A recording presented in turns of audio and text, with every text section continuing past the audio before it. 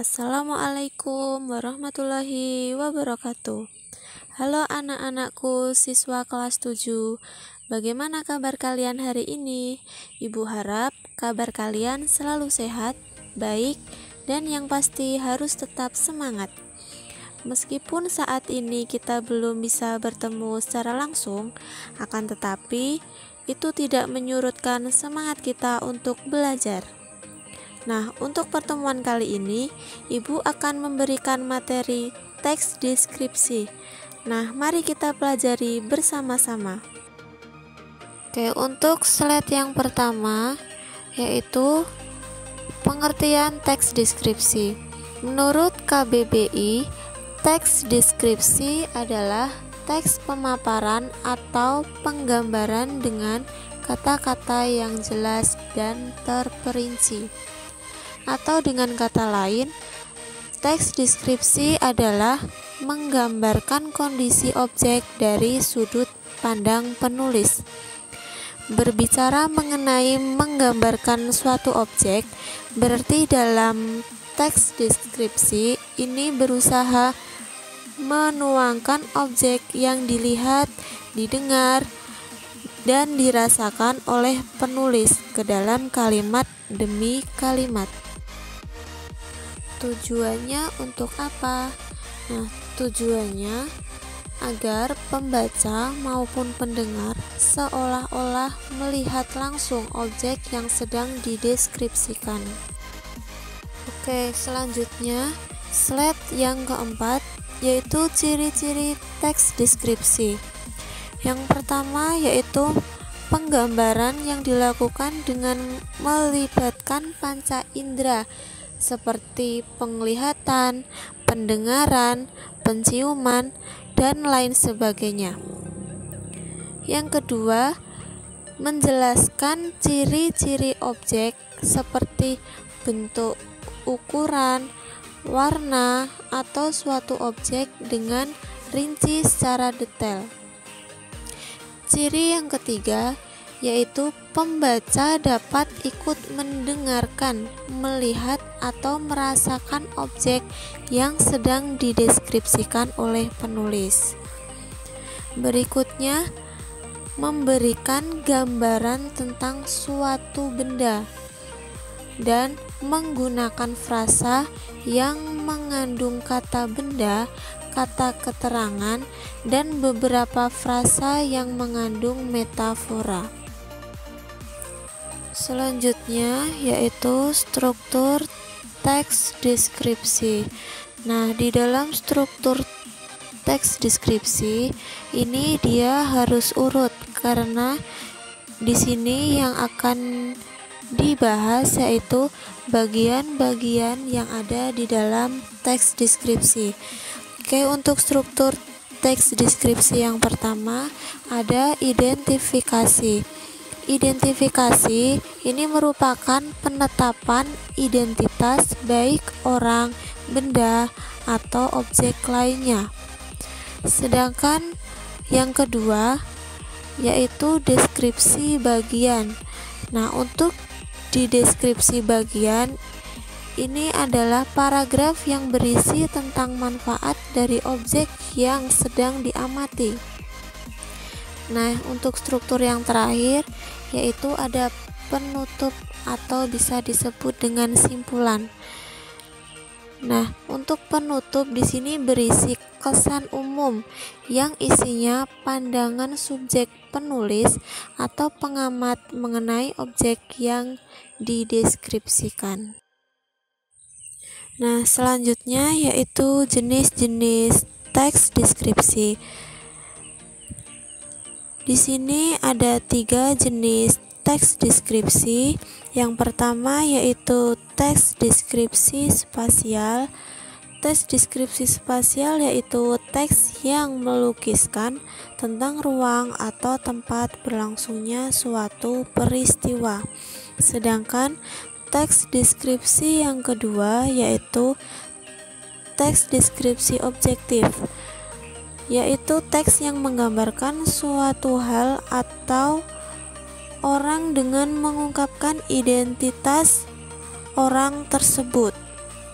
Jenis yang ketiga yaitu teks deskripsi subjektif, yaitu teks yang menggambarkan objek seperti penafsiran atau kesan perasaan penulis, atau bisa disebut dengan tafsiran penulis. Oke, bisa diperhatikan untuk contoh-contoh dari jenis-jenis teks deskripsi berikut. Nah, ini adalah contoh dari teks deskripsi spasial. Nah, ruang berukuran 9 meter kali 8 meter ini sungguh sangat nyaman ditempati. Sebuah sofa empuk berwarna putih dengan meja kayu berada di tengah ruangan. Sementara itu, rak buku berisi beberapa novel dan buku-buku ilmiah diletakkan mepet dengan dinding sebelah selatan, bersandingan dengan sebuah pot berisi pohon palem kecil yang seakan-akan menyatu dengan tembok yang dicat dengan warna hijau muda. Di luar ruangan terdapat sebuah kolam kecil berukuran 2,5 meter kali 2 meter berisi beberapa ikan koi yang berseliweran. Suara gemericik air dari kolam menambah sejuknya suasana di ruangan tamu milik Pak Tony ini. Nah, ini bisa diperhatikan untuk contoh yang kedua, yaitu contoh dari teks deskripsi objektif. Nah, untuk contohnya yaitu Pak Raden adalah salah satu guru di sekolahku. Rambut Pak Raden berwarna hitam dan pendek. Warna rambut tersebut terlihat sangat kontras dengan warna kulitnya yang putih. Pak Raden memiliki mata yang sangat besar dan berwarna biru. Dia juga memiliki alis yang sangat tebal. Dia memiliki tubuh yang tinggi dan besar. Tingginya sekitar 170 cm dengan berat 60 kilo. Tubuhnya yang sangat profesional itu membuat Pak Raden bercita-cita sebagai seorang tentara. Tetapi nasib yang membawanya menjadi seorang guru. Tak heran Pak Raden sering sekali terlibat mengenakan topi bermotif tentara. Kini Pak Raden menjadi salah satu guru matematika di sekolahku. Oke, ini adalah contoh yang terakhir dari jenis-jenis teks deskripsi tadi. Nah, ini adalah contoh dari teks deskripsi subjektif.